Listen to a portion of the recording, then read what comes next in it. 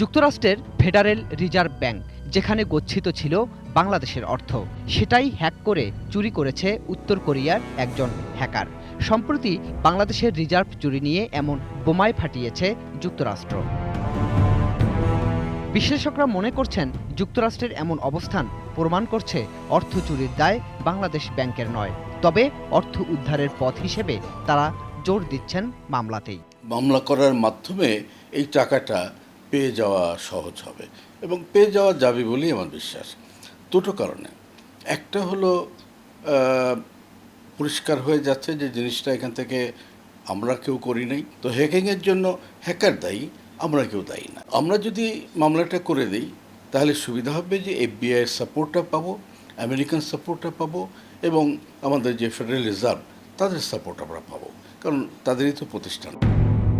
2.5 বছর আগে 5টি সুইফট কোডের মাধ্যমে যুক্তরাষ্ট্রের ফেডারেল রিজার্ভ ব্যাংকে থাকা বাংলাদেশ ব্যাংকের 10 কোটি 10 লাখ ডলার চুরি হয়। এর মধ্যে শ্রীলঙ্কায় যাওয়া 2 কোটি ডলার ফেরত আসে পরপরই, আর ফিলিপাইনে যাওয়া 8 কোটি 10 লাখ ডলার জুয়ার টেবিল ঘুরে হাত বদল হয়।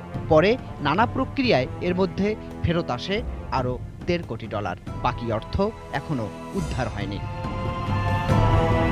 বাংলাদেশ ব্যাংক এখন সেই অর্থ উদ্ধার নিয়ে তৎপর, সংশ্লিষ্ট পক্ষগুলোর সাথে অব্যাহত রেখেছে আলোচনা। কেন্দ্রীয় ব্যাংকটি এখন বলছে, এতেও কাজ না হলে শেষ পর্যন্ত মামলার পথেই হাঁটবে তারা।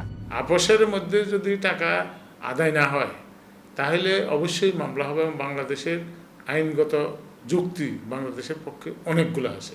ফেব্রুয়ারি 2016 হয়েছে, তো 3 বছরের যে টার্ম, এটা ফেব্রুয়ারি 15 তারিখে শেষ হবে। রিজার্ভ চুরি নিয়ে বাংলাদেশ ব্যাংকের সাবেক গভর্নর ডক্টর ফরাস উদ্দিনের নেতৃত্বে গঠিত হয়েছিল একটি তদন্ত কমিটি। তারা রিপোর্ট জমা দিলেও পরে তা প্রকাশ করেননি অর্থমন্ত্রী। অন্যদিকে বিষয়টির তদন্ত করা সিআইডিও 25 বারেও আদালতের কাছে তাদের তদন্ত রিপোর্ট দাখিল করতে পারেনি। গোলাম কাদির রবু, এটিএন নিউজ, ঢাকা।